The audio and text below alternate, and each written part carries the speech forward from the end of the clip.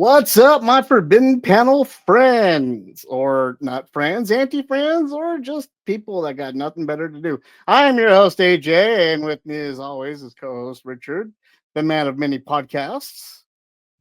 Say anti-friends like your mother's sister's friend? No, I mean like anti-friends, like anti-venom. Oh. Like it seems nowadays there's more enemies than there are friends out in the world. And I don't want to call them frenemies, so why not just stuffs. Yeah, Hello, makes sense. everybody. Welcome to another fantabulous week with Richard and myself. This week, we are going to be reviewing the season 3 of Invincible. We talked about the first two that they had released when it first came out. Now we're going to talk about the rest of the season, having just finished the entire season this past week. And we're also going to be discussing Batman Ninja versus Yakuza Army. Right? Was it Army or just Yakuza? I think it's just Yakuza. Then that's what we will be discussing. Yeah. And stuff. Yeah, we'll definitely be discussing that. We're going to talk like old school 70s kung fu movies. What's on X? Now. You could just, in the settings, you could just knock the sink off. Shut up. It would just be more fun this way.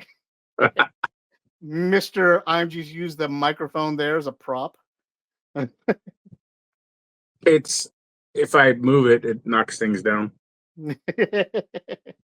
It's not a prop. I actually use it when I record, but I don't when I'm not using my laptop when we're recording like this. It's the likelihood of my internet going out on my laptop is very high. So let's see buffering circles.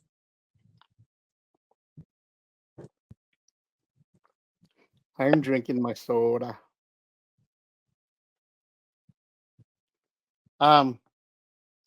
This week has been a crazy week for some of us, more than others. So we were able to spend a lot of time on the couch watching TV. More than usual. Not in a good way. And not in a good way. I won't go into too many details, but let's just say that Forbidden Panel won't be as mobile as it used to be. So Richard, Invincibles. Well, give us a little background and tell us what you thought. So, I'm a big fan. You're the one actually that got me into the comics. I think it was at a Comic-Con one year, wasn't it? I think so. Yeah. Yeah, you got me into them. I had never. I wasn't really familiar with them at the time. You got me sold. I think it was a graphic novel you got me sold on. Or was that the year Kirkman was at the booth, or was that the year Kirkman was behind us? I think it was when he was across from us. Okay. And yes, people. There was a year when Kirkman was at our booth hanging out. Yes. Believe it or not, we were cool enough to have Robert Kirkman. It was before Robert Kirkman was cool enough to be cool, but it was so right. You got I got into the graphics, and I'm a big fan of the comics. And I personally, as we had discussed earlier this week, I am not the biggest fan of animated shows or movies.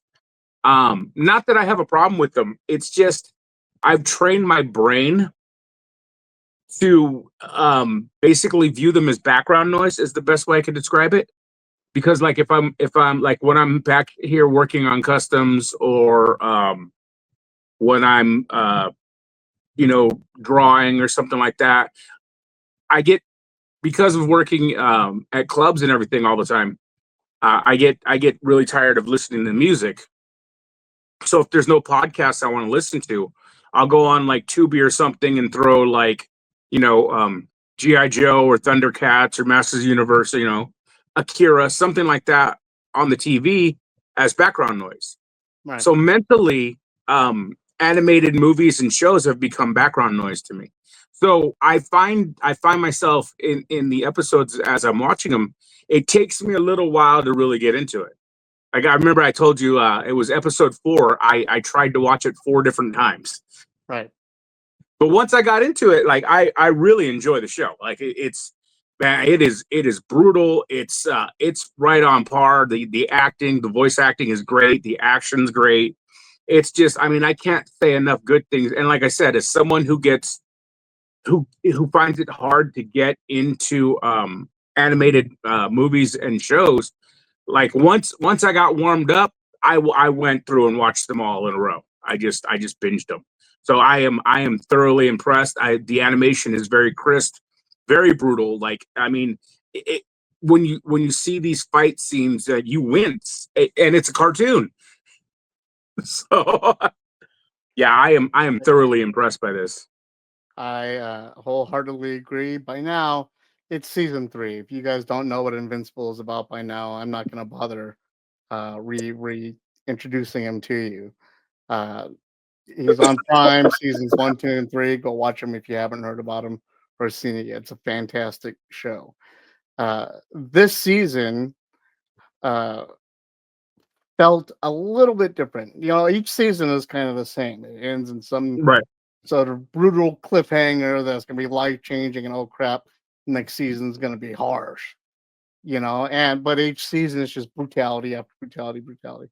This season, while it did seem to go through and mimic some of the same motions as the previous seasons, it did it in more horrific ways to make you realize what we've been through is really leveling up in the violence. You know, Right. where season 1 was literally like Batman Year 1, you know, where you're getting kitty violence. Yeah. You're leveling up. Season 2 was brutal. Season 3 is, oh my god. Season 4 is going to get worse, and season all the way until this thing is done, to where Mark's skeleton is just going to float around and kill other skeletons at this point. You know, uh, that's just all it's going to be, and I'm okay with it. Yes. Yeah, yeah, Yeah, no, I am, and some of the characters that are in it, like as you know, I absolutely hate Seth Rogen, but him as Al in this, absolutely amazing, Alan the amazing. Alien is my favorite character, even in the Yeah, comics. Was my favorite character just because of his witty comebacks and his little knowledge of 80s, you know. Uh, yeah. And now when I read Al the Alien in the comics, he's gonna sound like Seth Rogen. right. And I don't even I agree. I'm not a big fan of Seth Rogen or watching any of his movies and stuff. Yeah, Though nowadays I have been on that level to understand where he was coming from in his movies.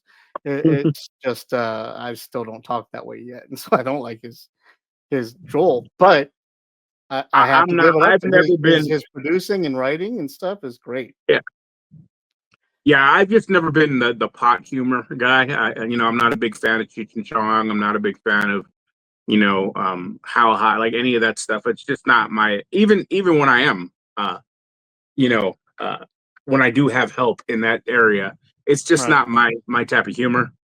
Yeah, it's a good But thing we don't, because what would we ever talk about at um any time? but it just him as Al in this, and the sarcasm, and then just, and I think that's what it leads to really well with his type of humor. His sarcastic, snarky style really leads into Al very well.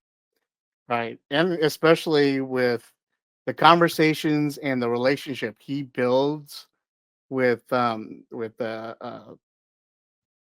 dad. I can't remember his name. Why Right. can't I remember his dad's name? What's his dad's Nolan? Uh, It's Nolan, right? yeah, I believe so. What's Invincible's name? Mark. Yeah.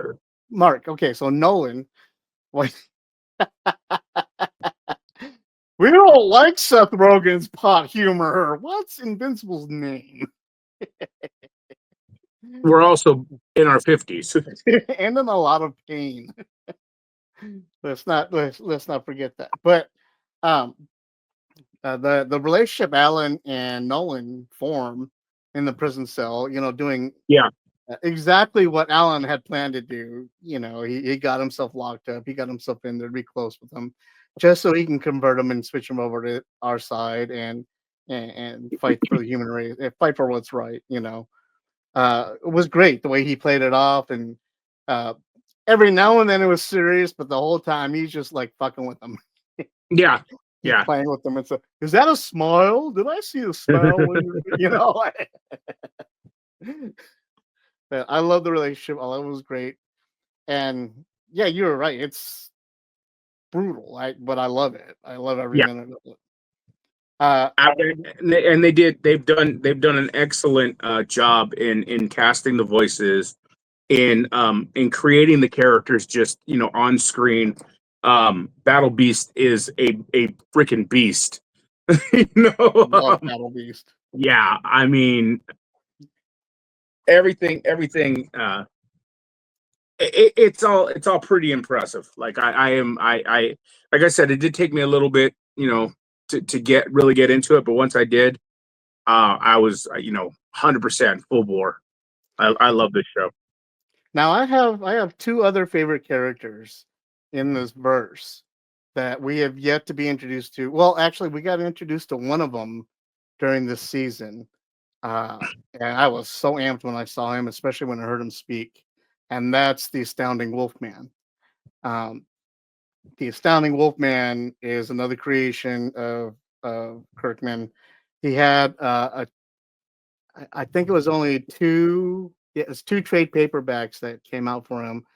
24 issues, 2-year run of the comic book, but they were awesome. And if you haven't had a chance to read them, uh, same style artwork, the whole nine, everything. It's great. Pick it up, read it. But you saw a lot more of Guardians of the Globe in this season, as well as Brit.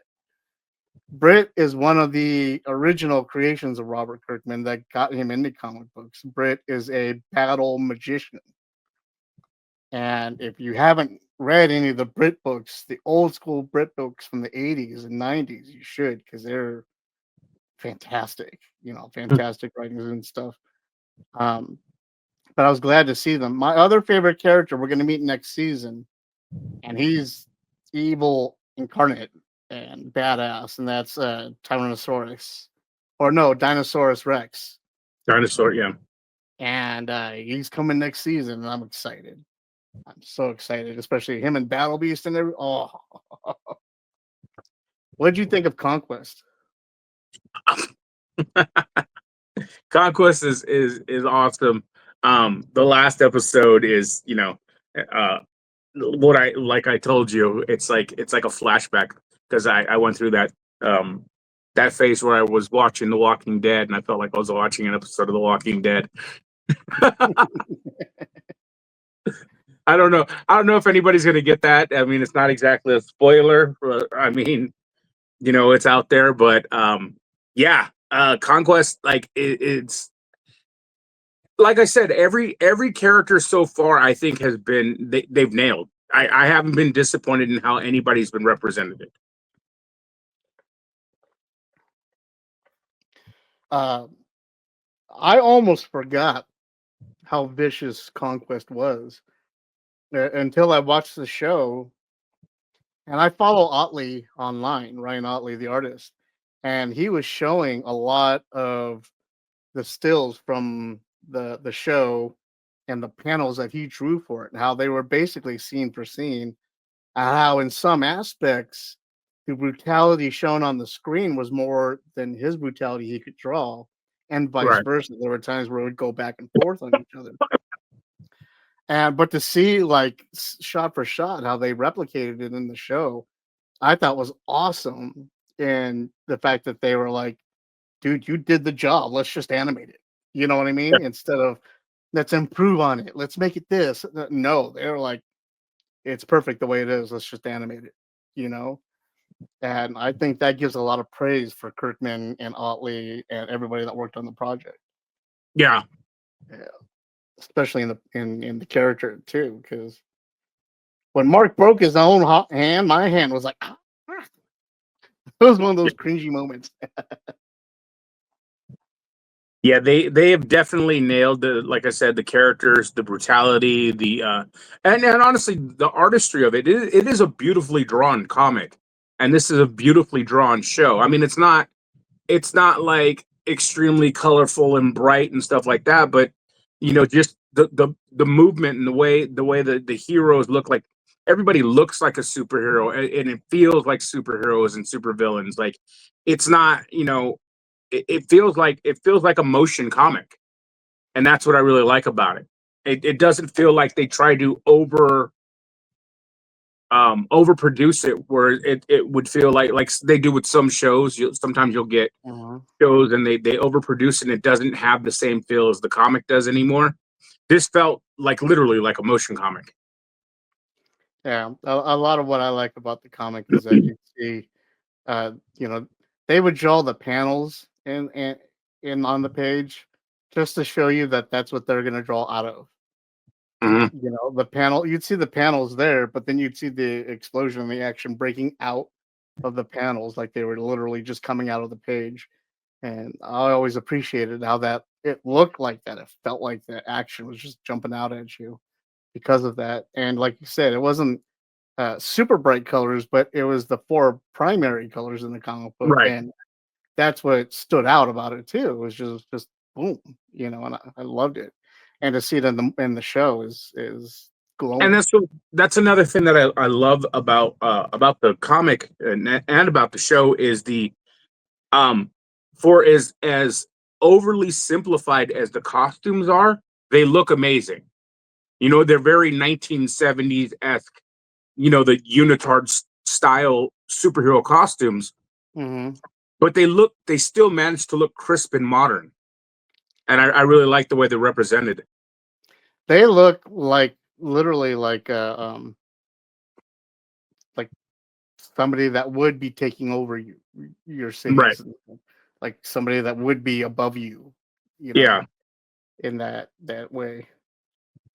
Uh Speaking of which, I just wanted to bring something a little levity. I rewatched You Got Mail last night, Richard. I love that movie. A little 80s throwback. Good movie.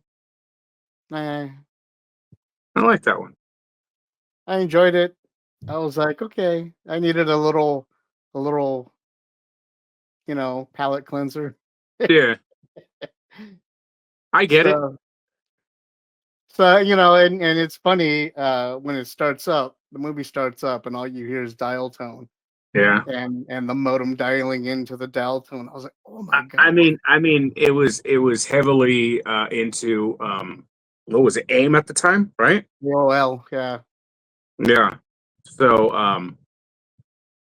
and yeah, the fucking and the just it was all emailing and everything, and hell, that was what was that guy's name? The one who was her boyfriend, who Oh, Meglin's Greg boyfriend, Kinnear? huh? Greg Yeah, Kinnear? something Kinnear, Greg Kinnear. Yeah, Yeah. remember he was all over everything during the '80s. Yeah, he was everywhere.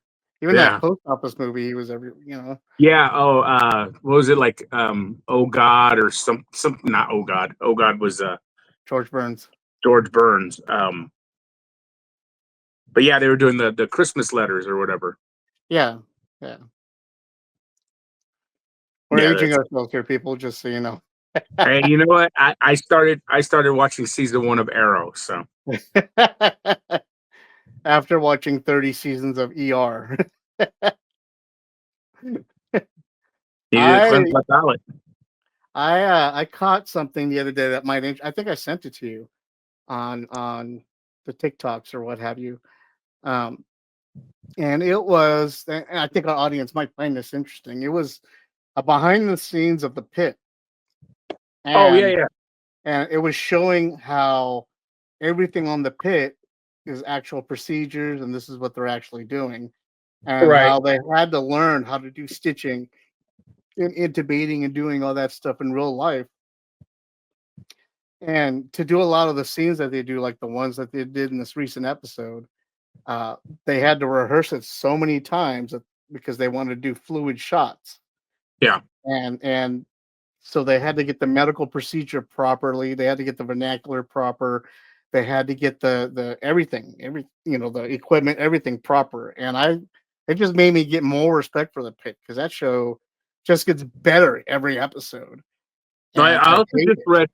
Well, that's why I was pushing for it. When I first saw it, I was like, dude, this show is amazing.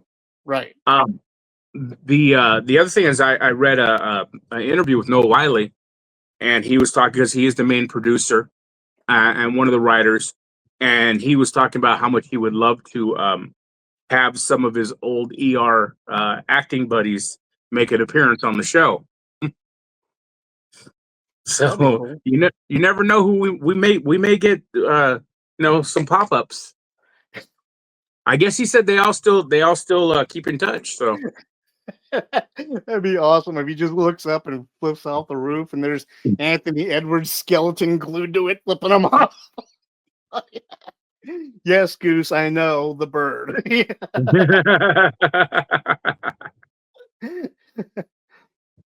Dark humor. Um, yeah, all right, so moving on to our next thing. We also decided to watch uh Batman Ninja versus Yakuza League. I think it's Yakuza League. Why don't we know this? I We thought should it was know it. I thought it What was just we're Yakuza. we should know what I we're reviewing. Like I mean, it's not like you have a computer right in front of you or anything. I don't. I don't have a computer. I have this thing, which is a lot better than any of the computers we had to check our mail with when AOL first came out. That's for damn sure. Oh, God.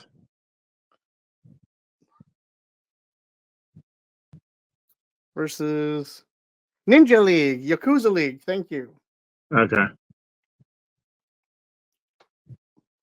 Had to check. Anyway, Batman Ninja versus Yakuza League, which is the sequel to Batman Ninja.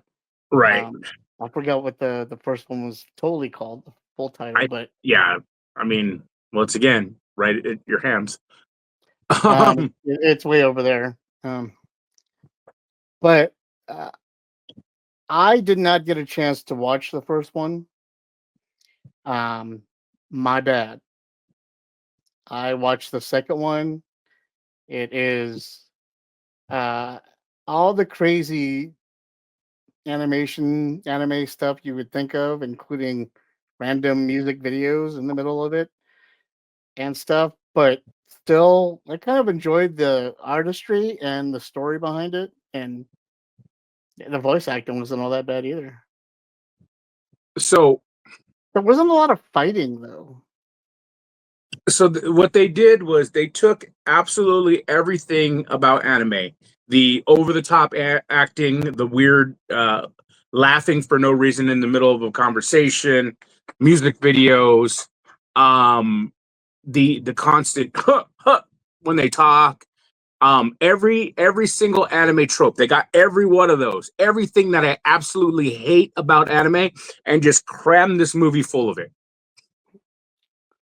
The only It thing I was didn't see, and maybe you saw, but I didn't, was the big eyes, stupid mouth looking. right. Yeah, no, I didn't see that. It was That's the beautiful. one thing Like I absolutely hate. it was beautiful. Like it was drawn very well. It looked like a very modern anime style. But the fact that they got all those tropes in it did annoy me a bit and took away from the story a little bit. I thought that the writing was actually really good. The storyline was done well, and like you said, the voice acting was even, other than those stupid sound effects for no reason. Right. Um, my like I said, the thing is my problems were all those typical anime tropes. It's to the point where it almost feels racist. Like it is so over the top. But I would love if somebody that's an anime fan would watch this Right. and give us their review of it because for us, these are the reasons why we don't watch anime, and we watched it because we thought Batman. Let's give it a shot. Yeah. But at the same time, this is exactly the reasons why we don't watch anime. Yeah. Because of this over the top. I don't It's want to say immature kiddiness, but it's just not. a style I like. Right. And And it's I still a good movie. It's still worth watching. It's yeah, just those tropes absolutely. like make it kind of annoying at times. But I'm glad that it comes in the form of this movie to where I can be like, well, it's worth it to get past this so I can keep going Right. on with the story in the movie. Whereas if it was a TV series, I'd have quit that shit a long time ago. You know, Some of the jokes in there are kind of funny though. How they kept ragging Robin about his hair. You'd have right, to see the first movie to get that, but it's right. pretty hilarious. Um, he basically loses his hair and it grows back in one day, and it looks like Sonic the Hedgehog. But Everybody's like, the what happened to your hair? the way they That's the whole represent thing. the way they represent these alternate versions of the heroes is kind of cool, kind of over the top at times. Some of them I really liked. Some of them I could have done without. I wasn't. I think they tried a little too hard with Aquaman. You know, uh, the Flash was cool. Superman was cool. Ra's al Ghul. They tried too hard. They tried to make him that typical anime villain a little bit too much. Almost to the point where he should have been twirling his mustache. Yeah. And then it had that 1970s kung fu style music to it a lot of times. You know, I like I was watching a Bruce Lee film and not in a good way, you know. So, Yeah. but I still for all my problems with it, I did still enjoy it. It was still a wacky, crazy movie, and I Yeah. still enjoyed it, like you said. Um, I don't know how soon I'll be watching it again, but I do want to watch the first one, like I said, so I can complete the story because they Yeah. reference the first one a lot, and it bounces off stuff that happened in the first one. So if you didn't watch the first one, you're gonna have to watch it. You don't need it to get the story, but I mean, I guess it would kind of help find out. I wouldn't mind getting some toys out of this though, because the character designs were pretty awesome. Like Batman was amazing. Yeah, Batman was amazing. I love the Joker look. Yeah. Uh, Well, we had a Joker. I can't remember who put it out. Somebody had put out a Joker. That Joker. wasn't it Kira Kai? Yeah, it was. Yeah. So Um, yeah, everybody's look was awesome. Uh, I'd take 1,000 of the Yakuza guys in a tornado. That'd be awesome. yeah, Hey, Sharknado, I got Yakuza NATO. What's up? like I said, I mean, you know, even going past my problems with certain things that it was still like it's still a movie I would recommend for people to watch for sure. I would definitely say watch both of them. It makes it a little bit more clear. Luckily, I'd already seen the first one. I didn't realize this was a sequel until we got into it. Mhm. So, but yeah, no, it's definitely worth the watch. I would suggest anybody, especially if you're a Batman fan, if you're an anime fan, check it out. I'd like to know what actual anime's fans think of this. Like I said, it felt a little too forced. It felt like there was a little bit too much of that to me. But you know, maybe they're just things that I'm not into. Right.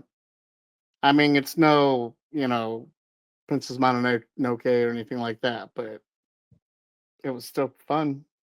Yeah, yeah, definitely So, enjoyable. uh, that about wraps us up for this episode, I think. Yeah, nice little 30-minute bundle right there. It's a short episode.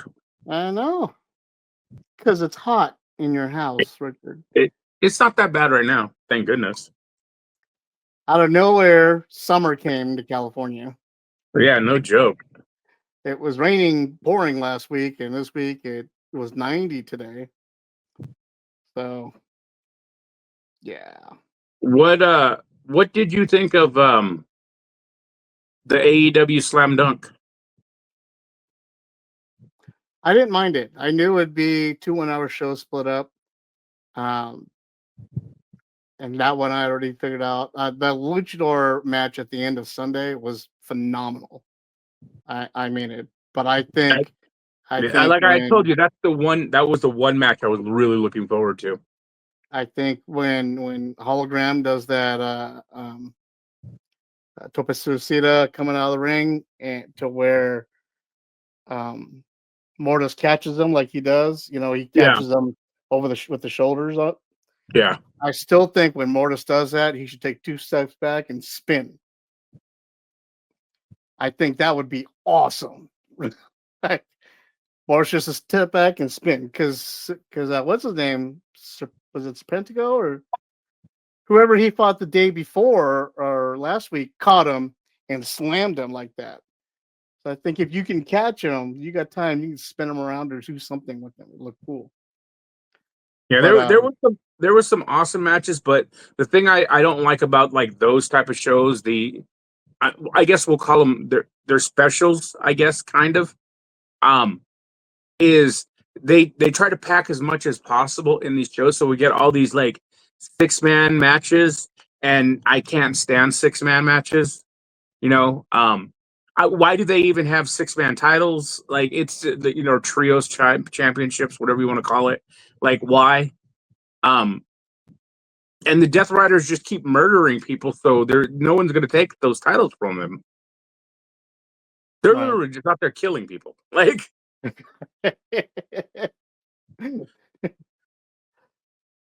they're just destroying people.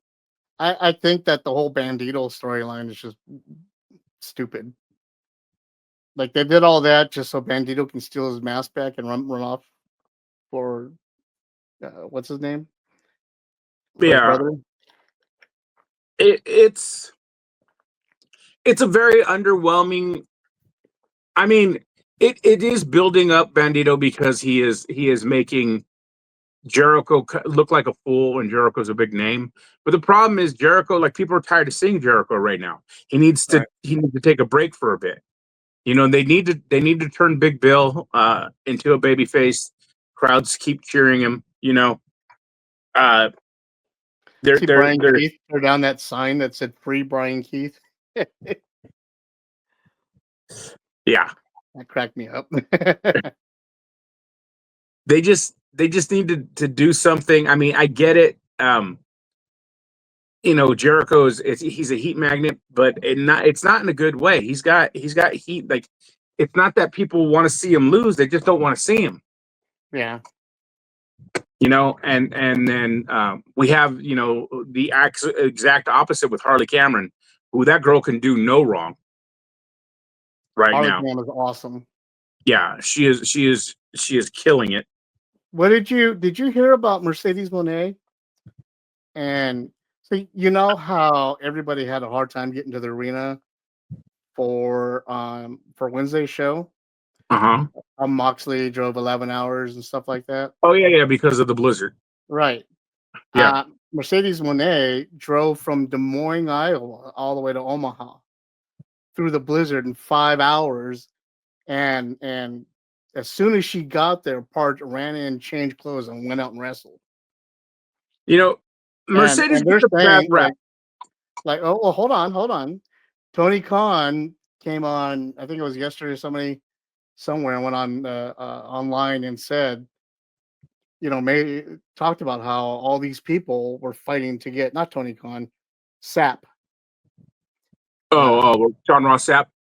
Went on there and was saying how all these people were fighting. All the people that were scheduled to be on TV fought and busted their ass to make it to the ring, to the arena to get there and get on time and stuff like that. And even those that weren't scheduled still busted their ass to make it there in case they needed to be backup or what have you. And they're saying that nobody called out, nobody called off. Doing so would have been understandable, and the fact that nobody did was commendable. And that Tony Khan sat back with all the staff that day and was like so grateful and thankful and thanked everybody. And they were like, "Well, we're here because we believe in the company. We want to work with the company, Yeah. And We'll see. Like people like Mercedes gets a lot of flack, and I think it's unjustified. Like I've said multiple times on this show is when she first got to AEW, she needed to find her feet under her again because it had been a long time since she had been steadily in the ring, and she has found her feet. Her matches are way better as she spends more time on the mic. Her interviews are improving. Um, she seems to get along with people backstage, which is the knock that supposedly she had in WWE, but who knows if that's real, you know? But Right. the thing about AEW is you hear a lot of the haters really kind of putting it down, talking about there's no direction, and that's stuff that I've said myself. There, you know, the lack of story, the lack of consistency when it comes to it. But no matter what you want to say about it, it's a passion project. Everybody that's there, they're not there for the money. They're not there. It's because it's what they love. They're doing something that they love, and they're doing Right. it in a way that they love. You can say what you want about how Moxley wrestles, but that man puts it all on the line, and he always has. He like that deathmatch style is something he loves and always has, and he's willing to risk it all for a Well, risking entertaining stabbing match. I fat mean, guys. that suplex, that is not many things make me wince, but man, that was some next level stuff right there. You know, he hit those nails and was like, yeah. Yeah, that's not like usually if you get thrown now when you get thrown in thumbtacks or barbed wire or anything like that, it sucks. All right. But they usually try to bunch it up as much as possible. Even if they're not trimming a lot of places now trim barbs and stuff like that, so it's not as bad. But it's that old bed of nails. If you know why it's safe to lay on a bed of nails is because they're all so close together, they're not Right. penetrating your skin. Every now and then you may get one that's kind of bent or something like that. That will. So that's the theory behind like thumbtacks and barbed wire. That's why it's always just there's so much in one area. The way those nails were spread out, just oh And no, flesh is not no, supposed to separate from your spine like that. no. It may separate, pull off from your ribs and stuff, okay, but not from your spine. And that wasn't right. Yeah, That was not right. it was and then now we have you have Okada still kind of running his mouth about the Hounds of Hell. I'm wondering if they're going to start a feud with him and Buddy when Buddy returns from his injury. Maybe. Um, I thought it would have been funny if you know, what's his name showed back up, and if Aleister Black showed up, was like, I'm not gone. Let's go. yeah, Alistair's way gone. Um, Is he already on TV? no, I'm people are predicting that he's going to debut after the Raw after WrestleMania. Hmm. Or SmackDown after WrestleMania, one of the two. But Buddy's posting pictures of him and what's her name all over the place on their honeymoon right now. So they're having a blast. yeah, they He smacked the shit they out of him while he had a sunburn. yeah, the chop that chop was brutal. So no sun without a sunburn, that sucker was gonna hurt. Um, I have been impressed with AEW recently. They've been telling a lot better stories. We're getting, like I said, they're working on that tag team division. I'm starting to see that. I'm starting to see things flush out. I'd like to see this turn into an Okada versus Omega title for title thing, and just to streamline those two titles down. Um, I'm interested in the direction that this Adam Cole and Daniel Garcia feud is going to go. That was a damn good Um, match. it was a hell of a match. It was a damn good match. And it doesn't matter what you say, what way you lean or anything. Uh, it, Garcia's job was to hold on to that title for 20 minutes, and he Yeah. did his fucking job. Well, Daniel That's it. Garcia is one of the best in ring talents that I mean, he's extremely young, but Right. he has got all. He is the basically he's the next fucking Danielson. You know, the guy is just ultra talented. He's just got to get the mic skills down. But and Cole, Adam Cole, he looks good. Like he dropped when he came back from that injury, he was kind of flabby. Like he was super thin and small, but he had that like he was like skinny fat. And he's trimmed up. Like now he just looks skinny. So he needs to, to bulk up and everything. And that could have a lot to do with the injuries and stuff. But and just you bulk up And when he's you're got in the nobody ring at home anyway. cooking for him anymore. Right. And you bulk up as you work out in the ring anyway. And the more he's getting in the ring, he's knocking off that ring rust. This is one of his better matches since he's come back. It's good to see him in there in a singles match. I know they were really depending on him in 6-mans and tags, just to knock that ring rust off of him. So not to spotlight the fact that he hadn't been in the ring in almost 2 years. So he's starting to become the Adam Cole that we knew in NXT. So I'm hopeful for that. Like I said, this feud can be very interesting, especially if the Kingdom or the Undisputed Kingdom turn.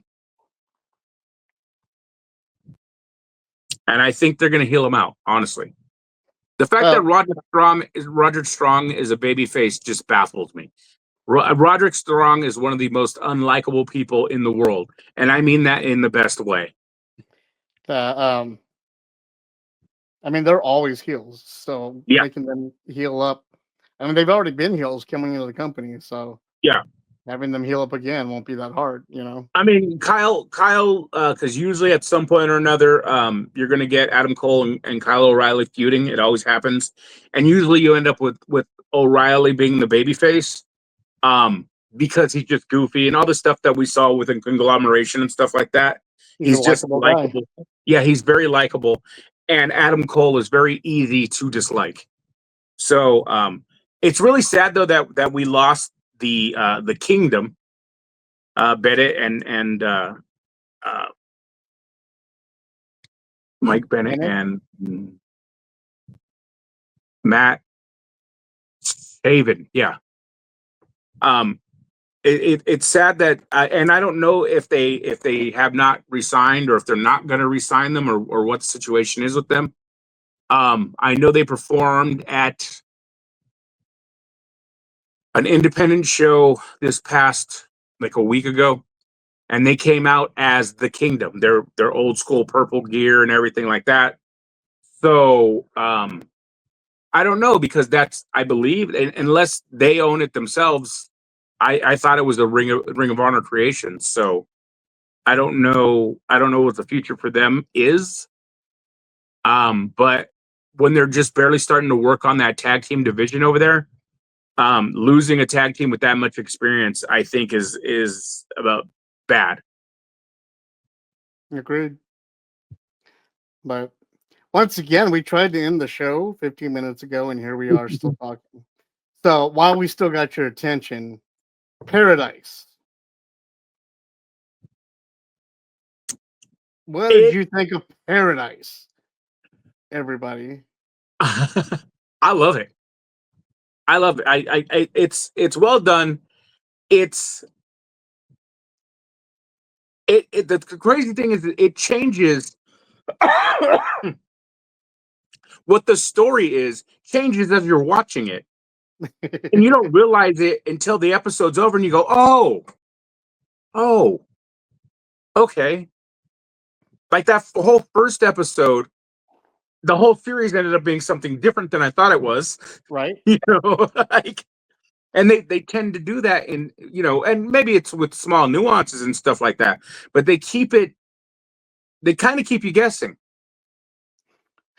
But the problem that I had with it, like, you're right, and that's what got me into the show, was once I realized it was kind of a little sci-fi and fantasy and stuff in there. Yeah. I was like, okay, cool, I'm down. Let's go. And I watched it, and you're right, it's good and it's intriguing, and I'm down for it. But then at the end, I was like, how is this not Fallout / Silo? It is.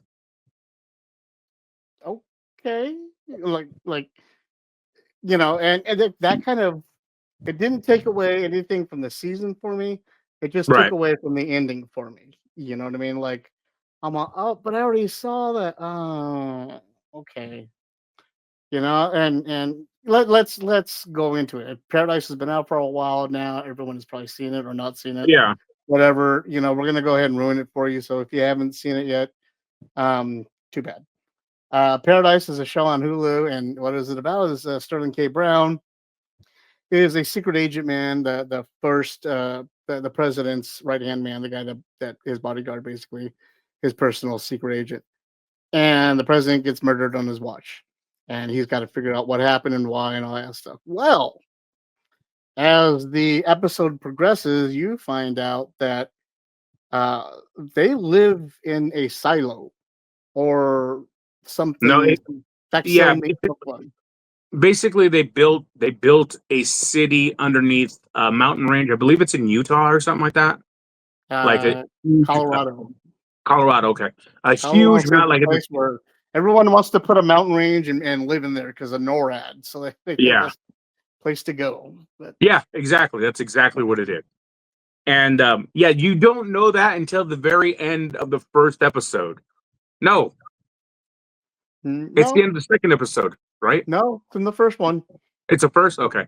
Yeah, Oh, because that's right. It is that's the when the first one. roof is broken. Yeah, that's right. It is when when they delayed sunset. Yeah, sunset is delayed by 2 hours Yeah. due Well, to faulty equipment.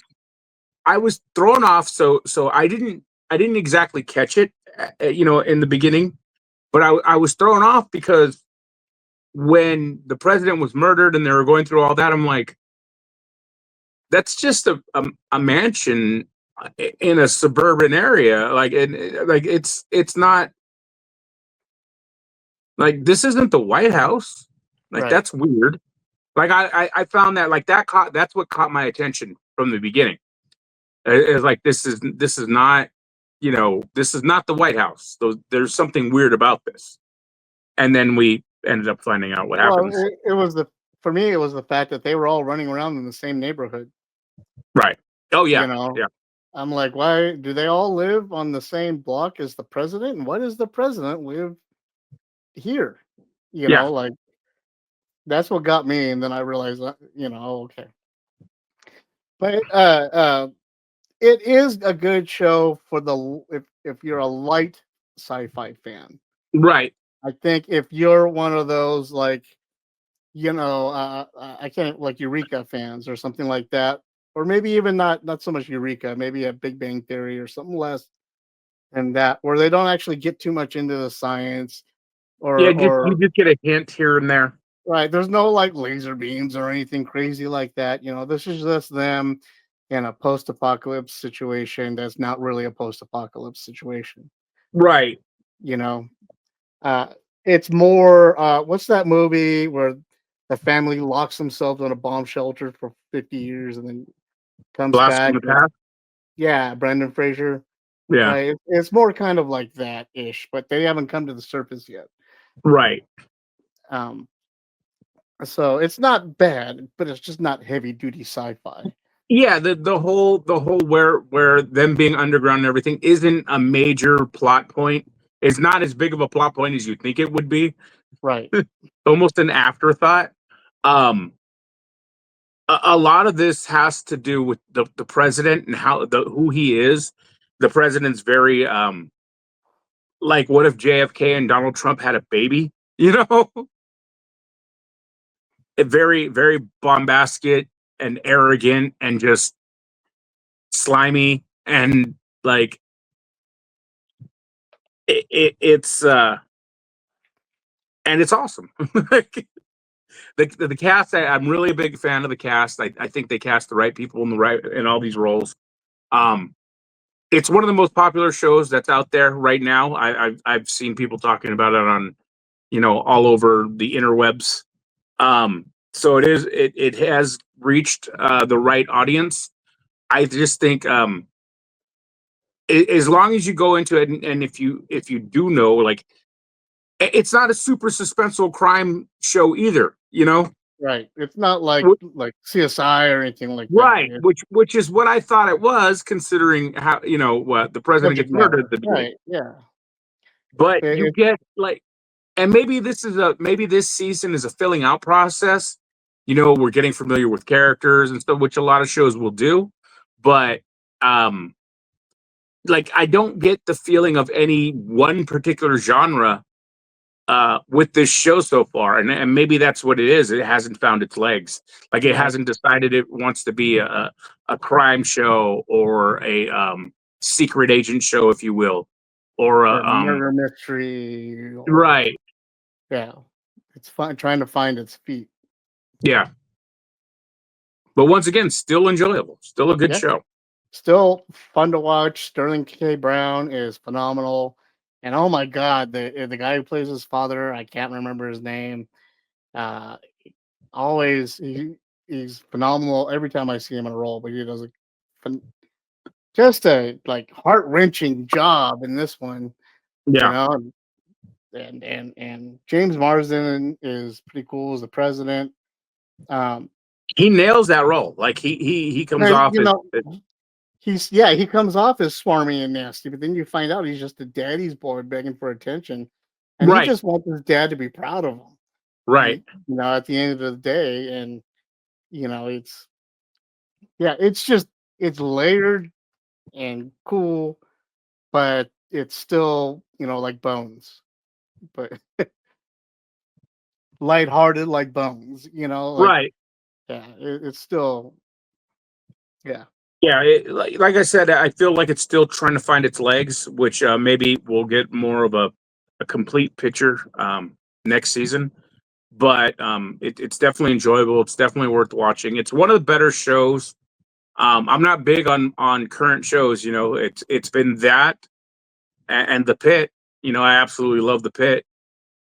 Um, and that, as far as current shows besides wrestling, that I watch, like, that's really it. Agreed.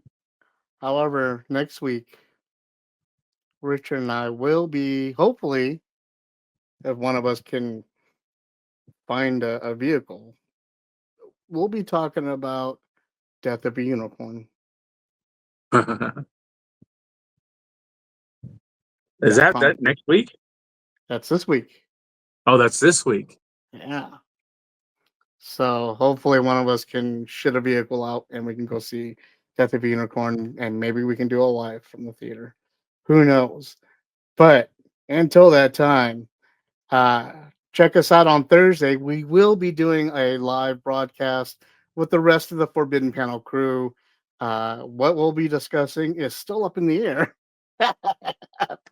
So tune in and watch that randomness take place. That'll be live Your at guess is as 8:15. good as ours. You're right. It'll be live at 8:15 Pacific time, uh, 8 p.m., 8:15 p.m., whatever, 20:15 hours for us ex-military veteran people that don't have jobs now, thanks. And you can catch that over on the Twitch, Instagrams, Facebooks, everywhere that we can stream it from. Facebooks. You heard me. Richard, what shows will you be on this week? Where can we I find will. you? I will be on Toy Box Chronicles on the SKN Shadow Nose Network on YouTube. I will be on Wednesday. It's a pre-recorded show. The guys are actually driving out to Toylanda. SKN's going to have a booth there. They're going to be there with Odd Frog Entertainment, the guys who are putting out the Bandito. Was it 1/12 scale car? And then they're also going to be there with David Bonner, who is one of the toy designers, formerly from Toy Biz, which is a huge point of passion for me. You know how much I love Toy Biz. They're probably going to have David Bonner on. I believe they have reached out to have somebody from Four Horsemen on the show, talking about was it Boyamir, that dragon. Big. That's what they named the dragon is Boromir. It's something like that. Have you seen the size of that sucker? Yeah. It's like the size of a flag. Yeah. So, speaking of which, I'm actually going to trade my Jabba's sail barge for one. Awesome. I'd rather have the dragon than the sail, but sail barge is just sitting in a box, you know. But so they're gonna have a bunch of interviews and stuff going on. There'll be I'll be on Friday. No, wait, I'll be on either Friday or Saturday. I can't remember. I think they're closed. They're recording a Friday show for Pixels Plastic Inc. So if I'm not on the Friday show, they'll be doing the live on Saturday. So I'll be on Saturday and probably Sunday during the afternoon, whenever, or with the time difference, I don't know exactly what time it is going to be at, because they're out in Georgia. But I will be in studio hosting that. I'll be all over SKN this weekend, basically. Shadow Knows Network. That's Shadow with an E. You can also see our newest Tribunal episode that dropped on Saturday, and we had Scott Kruger on, or Scott Solo, discussing the GI Joe flag points as well as the old mail away figures. And the Tribunal is strictly a GI Joe focused podcast that we do. We record once a week. It drops on, if you're a member, it drops on Friday. If you're not a member of the Discord or the YouTube, then it drops on Saturday. So yeah, and we have merch. And you can find all of that out on chaoscollectibles.com or SK and Shadow Networks. That's with an E, OWE, as in UO. Joe. Otherwise, Forbidden Panel, you know where we are. Zombie Kill Squad, everything, PanelCast. We're everywhere that we can be on every social media network all over the place. Find me streaming now on Twitch. You twitching? I played Dead Space, so no, the aliens are twitching. Thank you very little.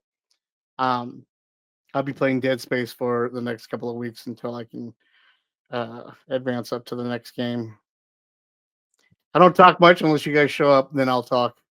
Otherwise, just watch the amazing graphics in this game. It's fantastic. Yeah, the graphics do look awesome. And we have some unboxing coming up soon. And yeah, just keep an eye out, guys. Thank you guys for tuning in tonight. Thank you, Richard, for joining me.